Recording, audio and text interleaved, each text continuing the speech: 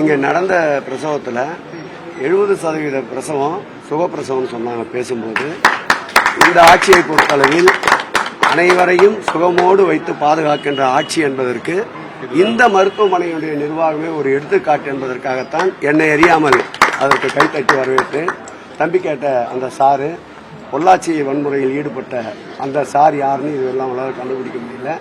இங்க மாத்திரம் ஈடுபட்ட குற்றவாளியை உடனுக்குடன் கைது செய்து முதல் கட்ட நிவாரணமாக அந்த குற்றவாளி கட்டோடு இருந்ததை நீங்கள் பார்த்திருப்பீர்கள்.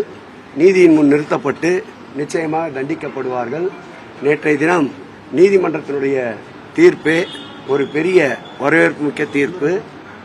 அனைவரும் இந்த பிரச்சனையை ஊதி ஊதி பெரிதாக்குகிறார்கள் என்பதை அனைத்து மக்கள் மனதிலும் கல்வெட்டாக பதிந்துவிட்டது.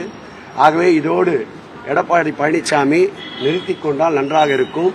இல்லை, அவரை நோக்கி மக்கள் போராடுகின்ற ஒரு சூழல் உருவாகிவிடும் என்பதை அவருக்கு எச்சரிக்கையாக தெரிவித்துக் கொள்கிறேன்.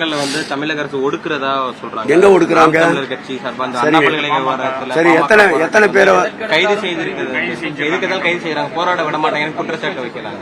நேற்றைக்கு நீதிமன்றத்தின் தீர்ப்பை நம்முடைய பத்திரிகை நண்பர்களுக்கு முழுமையாக அந்த தீர்ப்பினுடைய நகலை டவுன்லோட் செய்து அனைவருக்கும் அனுப்புகின்றோம். நம்முடைய போராட்டம் என்பது எந்த போராட்டமாக இருந்தாலும் அந்த போராட்டத்துடைய நோக்கம் என்னவென்றால் அந்த போராட்டத்தை குறித்த கவனத்தையும் அரசின் கவனத்தையும் ஈர்ப்பதுதான் ஒரு போராட்டத்துடைய நோக்கம்.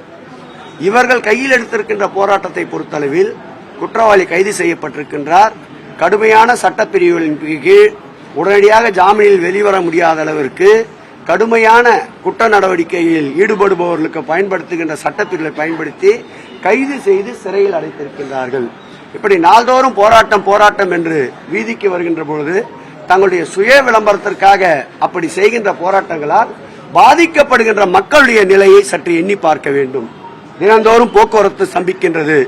காலையிலே பள்ளிக்கு செல்பவர்கள் நேரத்திற்கு செல்ல முடியவில்லை, பணிக்கு செல்பவர்கள் நேரத்திற்கு செல்ல முடியவில்லை, விமான நிலையத்திற்கு செல்பவர்கள், ரயில் நிலையத்தில் செல்பவர்கள், பேருந்துக்கு செல்பவர்கள் நேரத்தோடு செல்ல முடியவில்லை, மருத்துவ சிகிச்சை தேவைப்படுவோர் நேரத்திற்கு செல்ல முடியவில்லை. அவர்களை அப்புறப்படுத்தி கைது நடவடிக்கை செய்து விடுவித்து விடுகிறார்கள். எந்த விதமான அடக்குமுறையும் இல்லை. யாராவது ஒருவராவது இந்த ஆர்ப்பாட்டம், இந்த போராட்டத்தால், இந்த அண்ணா பல்கலைக்கழகத்தினுடைய இந்த பிரச்சனையில் இதுவரையில் கைது செய்யப்பட்டு சிறைக்கு சென்றிருக்கிறாரா சொல்லுங்கள். அப்படி இருக்கும்போது எப்படி இதை அடக்குமுறை என்று பார்க்க முடியும்? மக்களுடைய தேவைகளையும் சற்று இந்த போராட்டக்காரர்கள் உணர வேண்டும். போக்குவரத்து 2 மணி நேரம் 3 மணி நேரம் சந்திக்கின்ற பொழுது ஏற்கனவே சென்னையில் பல இடங்களில் மெட்ரோ பணிகள் நடந்து கொண்டிருக்கின்றன, பல இடங்களில் மழைநீர் வடிகால் பணிகள் நடந்து கொண்டிருக்கின்றன. மக்களுடைய தேவைகளை நிறைவேற்றுகின்ற முதலமைச்சர் சென்னையில் அதிகப்படியான வளர்ச்சி திட்டங்களுக்கு வித்திட்டு அந்த பணிகள் நடைபெற்றுக் கொண்டிருக்கின்றன. இந்த நிலையில் இவர்கள் ஒரு நெருக்கடியை, தேவையில்லாமல் செயற்கையான நெருக்கடியை உருவாக்கின்ற போது அதை முழுவதுமாக கவனித்து அதற்குண்டான வழிவகைகளை கண்டறிந்து மக்களுக்கு சுகமான பயணத்தை அளிப்பது அரசினுடைய கடமை என்பதால் தான் இந்த நடவடிக்கை மேற்கொள்ளப்படுகிறது. யாரை ஒடுக்குகின்ற அரசு அல்ல, மன்னிப்போம் மறப்போம் என்ற அரசு இந்த அரசு என்பதை தெரிவித்துக் கொள்கிறேன். செய்திகளை உடனுக்குடனும் துல்லியமாகவும் தெரிந்து கொள்ள சப்ஸ்கிரைப் பண்ணுங்க.